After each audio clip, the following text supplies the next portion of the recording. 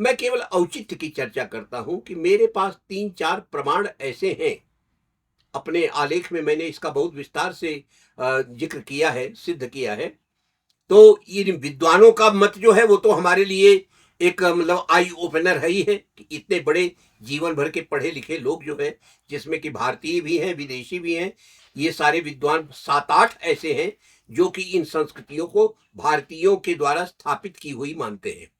लेकिन हमने जो प्रमाण लिए, उन प्रमाणों की चर्चा उन लोगों ने नहीं की। सबसे बड़ी बात तो ये है, हमको जो प्रमाण मिला वो ये है कि एक तो मतलब हमें हमारी जमीन खिसक गई जब हमने उनकी माइथोलॉजी पढ़ी, सुमेरियन कल्चर की। सुमेरियन कल्चर के इतिहास में लिखा हुआ है कि उन्होंने जो है उनके उनके मतलब माइथोलॉजी में लिखा हुआ है, जो माइथोलॉजी का विकास किया, उस माइथोलॉजी में लिखा हुआ है कि ये पृथ्वी जो है एक अगम समुद्र में डूबी हुई थी और अगम समुद्र में डूबी हुई थी और उस अपार अथाह समुद्र में, जलराशि में, अंत में जो है एक एक विशाल जो है गोलाकार अंडा जो है ये पैदा हुआ। उस अंडे को उन्होंने कहा एनकी, एक एनकी पैदा हुआ। इसको एनकी कहा गया क्योंकि इसका ऊपरी हिस्सा एन था और नीचे का हिस्सा की था। समझे ना? ये एन और की, ये दोनों दो अर्धकंचुक की तरह आपस में मिलकर के जुड़ गए थे और दोनों मिलकर के अंडे की शक्ल में विद्यमान थे। और ये इतना विशाल अंडा था कि ये सारे समुद्र के विस्तार को घेरे हुए था। तो माइथोलॉजी में कहा जा रहा है कि देवताओं को बड़ी उत्कंठा हुई कि ये यदि अंडा फूटेगा नहीं तो हमको सृष्टि करने की इच्छा है, हम संसार बनाना चाहते हैं, लेकिन संसार का आधार क्या होगा, हम बनाएंगे कहां, संसार रहेगा कहां। तो उन्होंने अपने जो देवता थे उन देवताओं को एक एक करके आमंत्रित किया कि आप इसको फोड़िए, इन दोनों कंचुकों को आप अलग कीजिए ताकि हमको आधार मिले देव उसके सृष्टि का। तो कोई देवता उसमें समर्थ नहीं हो पाया। समझा? अंत में जो है एक देवता उनका था जिसका नाम था एनलिल। एनलिल ने कहा कि जब उसको परमेश्वर ने कहा कि तुम इसको फोड़ो, तुम समर्थ हो, तो एनलिल का उत्साह बढ़ा और उसने जब पूरा जोर लगा करके उस अंडे को दबाया चारों ओर से, तो उसका ऊपरी छल्ला एक महान विस्फोट करता हुआ ऊपर उछल गया। और जब ऊपर उछल गया तो वो अंतरिक्ष बन करके ऊपर छा गया और नीचे वाला हिस्सा वो पृथ्वी बन करके उसने पूरे समुद्र को व्याप्त कर लिया और एक ठोस पृथ्वी हमको मिल गई। तब उसी के ऊपर जो है विधाता ने अपनी सृष्टि की। ये एडकी का जो मतलब सिद्धांत है, ये देख करके तो मैं एकदम समझिए कि आनंद विह्वल हो गया, इसलिए कि जब वो कहता है कि एनकी के रूप में वो अंडा था तो मुझे याद आया प्रजापति सूक्त। तब वो याद आ गया कि हिरण्यगर्भ समवर्तताग्रे सदाधार पृथ्वी उतद्याम। समझा? वो सुनहरा जो अंडा था वही उस अथाह जलराशि में पैदा हुआ। सदाधार पृथ्वी, उसी ने पृथ्वी को पकड़ रखा था। समझा? और जब वो अंडा फूटा तो अंतरिक्ष ऊपर चला गया और पृथ्वी नीचे आ गई और फिर जगह मिल गई क्रिएशन के लिए, सृष्टि के लिए। एक चीज। दूसरी बात ये, वो मेरी जबरदस्ती है, शायद सब लोग न माने, लेकिन आप कह रहे हैं कि ऊपर वाला हिस्सा एन था, नीचे वाला की था। और मैं कह रहा हूं कि हमारे यहां संस्कृत में भी पृथ्वी को कु कहते हैं। क्या ऐसा तो नहीं है कि हमारा जो कुह पृथ्वी जो है ये शब्द वहां पहुंच गया हो? क्या ऐसा तो नहीं है कि वायु जो है पंच तत्वों में सबसे ज्यादा शक्तिशाली माना गया है और वायु को हमारे यहां अनिल कहते हैं, अनिल ही बिगड़ करके एनिल हो गया हो? अब भाई यहां से वहां शब्द गए हैं, जाने कितना परिवर्तन हो सकता है। यानी यदि वो फोड़ने वाला, अंडा फोड़ने वाला तत्व तो अनिल ही था, एनिल ही था, तो लगता है कि हमारी शब्दावलियां भी वहां पे गई, हमारी माइथोलॉजी तो गई ही। अन्यथा सुमेरियंस को ये माइथोलॉजी मिली कहां से? ये जो है महाप्रलय की माइथोलॉजी वहां पर जिस तरह से गई, जिस तरह से, एक चीज, एक प्रमाण। दूसरा प्रमाण ये है कि सुमेरियन कल्चर के लोग ये पंचतत्वों की पूजा करते थे, ये प्रकृति के पूजक थे, पंचतत्वों की पूजा करते थे। और इन पंचतत्वों में सबके नाम वही है जो संस्कृत में है। अंतर केवल इतना है कि मितानी संस्कृति में हलंत स नहीं लगा है और इनके यहां हर देवता के नाम के आगे हलंत स लगा है। अग्निस, सोमस, इंद्रस, उषस, सब में स लगा है। सीधे सीधे वही नाम है। सारे वैदिक देवता वहां पर उनकी पूजा में है। तीसरा प्रमाण यह है कि इस परंपरा का सबसे प्रतापी नरेश जो है दुंगी हुआ, महाराजा दुंगी का समय जो है ये करीब 2400 ईसा पूर्व माना जाता है। ये बड़ा प्रजापालक नरेश था, बड़ा चक्रवर्ती सम्राट था और इसने अपने प्रजा को अच्छे रास्ते पर चलाने के लिए इसने मनुस्मृति की तरह एक स्मृति लिखवाई।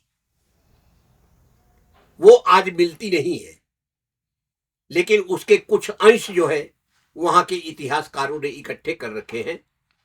उसको पढ़ने से ऐसा लगता है कि बिना मनुस्मृति के प्रभाव के कोई इस प्रकार की कोड ऑफ कंडक्ट, ऐसी संहिता कोई लिखवा नहीं सकता है।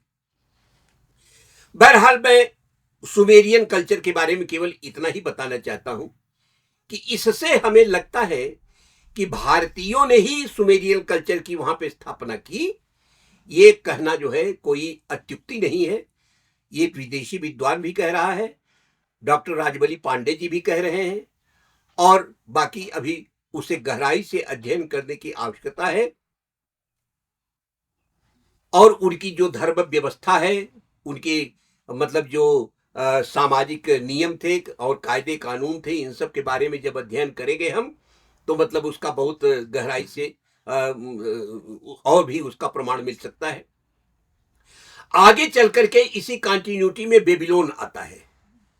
बेबीलोन वंश का जो प्रतापी नरेश था उसका नाम था हम्मुरबी। हम्मुरबी जो है हमारे यहां जो स्थान समुद्रगुप्त का है या महाराज हर्षदेव का है या राजराज चोल का है, ऐसा ही चमकता हुआ देदीप्य नाम है वो हम्मुरबी। हम्मुरबी ने भी जो है महाराजा दुंगी से एक तरह से प्रतिस्पर्धा करते हुए उसने वही सारे कार्य किए जो कि दुंगी ने किया था अपने जमाने में, क्योंकि शासन क्षेत्र दोनों का एक ही था। अब इतना ही हुआ कि सुमेरियन कल्चर दब गई और बेबीलोनियन कल्चर जो है वो राजवंश थोड़ा ऊपर आ गया, लेकिन काम उसने बहुत बड़े बड़े किए। उसने अपनी राजधानी में मर्दुक देवता का मंदिर बनवाया। मर्दुक देवता, यद्यपि उस देवता की शक्ल वगैरह हमारे यहाँ की किसी देवता से मिलती नहीं है, लेकिन मैं उसको शिवावतार ही मानता हूं, क्योंकि शिव के रूप में उसकी पूजा वहां पे होती थी। वो मतलब एक तरह से राजकीय देवता माना जाता था। और उसी मंदिर में रहने वाला जो बोरिसिस नाम का विद्वान था, उस बोरिसिस ने ही जो है वहां का पूरा इतिहास लिखा है। बड़ा अद्भुत इतिहास उसने लिखा है। और उस इतिहास में जो सबसे महत्वपूर्ण बात यह है वो ये है कि दुंगी की जो संहिता थी मनुस्मृति के टक्कर की, उस संहिता का उसने एक बहुत ही उत्कृष्ट एक संस्करण उसने अपने आप तैयार किया अपने राज्य में। और उसका जो सार संक्षेप था, उसने एक 12 फुट ऊंची और 6 फुट चौड़ी शिला के ऊपर उसका सार संक्षेप लिखवाया कि हमारी इस संहिता में इतने अध्याय हैं, इतने चैप्टर जो है अध्याय हैं और इतने विषय हैं और इन पर हमने ये लिखवाया है। और उस राजवंश के विनाश के बाद वो बहुत दिन तक जो है वहां पे पड़ा रहा। लेकिन जब वहां पर बाद में खुदाई उदाई हुई और खुदाई कराई गई, वो जो है मतलब फ्रेंच विद्वानों के द्वारा, फ्रेंच शासन के द्वारा, तो वो जो है पूरा पाषाण शिला वहां पर खुदाई से प्राप्त हुई और उसको जो है आज हम्मुरबी की विधि संहिता के नाम से उसको जानते हैं लोग। और ये पेरिस के संग्रहालय में सुरक्षित रखी गई है, जिसका कि अध्ययन किया जाना चाहिए। इसके अलावा जो है बोरसिस जो है वो बहुत बड़ा इतिहासकार था, बहुत बड़ा कवि था। उसने गिलगेमेस नाम से एक बड़ा विशाल महाकाव्य लिखा महाभारत की तरह, जिसमें कि उसने केवल जो है बेबीलोन का ही नहीं बल्कि पूरा प्रारंभ से लेकर के सुमेरियन से लेकर के बेबीलोनियन तक का पूरा इतिहास उसने लिखा। और अपने इतिहास में उसने एक बार फिर उसने महाप्रलय का चित्रण किया है और महाप्रलय का उसने डेट दी है और ये बताया है कि ये महाप्रलय जो है महाराजा जूसुद के शासन से इतना साल पहले ये महाप्रलय हुई थी। भगवान जाने किस आधार पर लिख रहा है, क्योंकि वो लोग भी अपने इतिहास में ढेर सारी मतलब अविश्वसनीय बातें भी लिखते हैं। लेकिन उसमें लिखा है कि ये जूसुद के राज में ये घटना घटी थी और एक दिन जो है जूसुद के को चाहने वाली एक वृद्धा उसके पास आई और कहा कि मैंने देवताओं को कानाफूसी करते हुए सुना है कि आज के 7वें दिन जो है तुम्हारा राज्य जो है पानी में डूब जाएगा। अच्छा, ऐसा क्यों देवताओं में कानाफूसी हुई? इसलिए कि जूसुद जो है वो अपने प्रताप और ऐश्वर्य के कारण वो देवलोक पहुंच गया था। अब आप देखिए, त्रिशंकु को मन में रखिए, भारत के त्रिशंकु को मन में रखिए, कैसे फ्लोट करके हमारी चीजें वहां जाती हैं। हमारे यहां भी सशरीर जो है त्रिशंकु ही एक बार ऐसा हुआ कि देवराज इंद्र जब हट गए थे वहां से, तो देवराज की गद्दी पर त्रिशंकु को बैठा दिया गया था। तो अब इसके परिप्रेक्ष्य में इस माइथोलॉजी को देखिए कि वो बुढ़िया बता रही है कि चूंकि तुम इसी मनुष्य शरीर से तुम देवलोक पहुंच गए हो, इसलिए देवता तुमसे असंतुष्ट हैं और वो लोग जो है कानाफूसी कर रहे थे कि आज के 7वें दिन तुम्हारे राज्य को जो है पूरा सारी पृथ्वी को वो पानी में डुबो देंगे। इसलिए बेटा मैं तुम्हारा भला चाहती हूं और तुमसे ये कहती हूं कि अपनी तैयारी कर लो अपने बचाव की। जब उस बुढ़िया की बात उसने सुनी जूसुद ने, तब उसने क्या किया कि जितने भी पदार्थ होते थे, जितने अन्न होते थे, जितने जानवर होते थे, सबका एक एक बीज उसने अपने नाव पर रख लिया, खाने पीने की सामग्री रख ली और इसके बाद पूरी तैयारी उसने कर लिया अपने बचाव की। इसके बाद 7वें दिन अचानक जो है भयंकर बादल उमड़े और घनघोर वृष्टि होने लगी और लगातार जो है 7 दिन तक वृष्टि होती रही और उस वृष्टि में सारा संसार डूब गया। लेकिन फिर भी जूसुद ने जो है अपनी भरपूर रक्षा की और अपने साथ रहने वालों की रक्षा की। अंत में जब देवता थक गए और जूसुद को का विनाश नहीं कर पाए, तब उनका क्रोध कुछ कम हो गया और फिर उनमें आपस में ये तय हुआ कि भाई ठीक है, अब जूसुद को जो है स्वर्ग में स्थान दे दिया जाए। और इस तरह से जूसुद जो है वहां पे स्वर्ग में निवास करने के लिए चला गया। ये एक कथा उसमें विस्तार से आई हुई है, अभी मैं पढ़ ही रहा था, लेकिन है वो बहुत ही रोचक कथा और बहुत अच्छे ढंग से आना चाहिए। राजा का क्या काम होना चाहिए, तो उसको पढ़ करके लगता है जैसे हम मनुस्मृति पढ़ रहे हैं। सारी की सारी वही बातें उसमें बताई गई हैं इस तरह से। तो पूरा जो है हम्मुरबी का जो शासनकाल है और उसका जो प्रामाणिक दस्तावेज है वो पूरा उपलब्ध है। अभी मैं एक और ग्रंथ मिल गया तो मैं उसे पढ़ रहा था, तो उसमें एक नई सूचना दी है कि ये जो है हम बेबीलोनिया के राजा जो हैं, ये प्रत्येक राजा अपने पुरखों की एक नामावली बनवाता था। उस नामावली का एक नाम आया हुआ है। तो ऐसी नामावलियाँ जो हैं वो कभी-कभी पत्थर पर भी लिखाई जाती थी, शिला के ऊपर।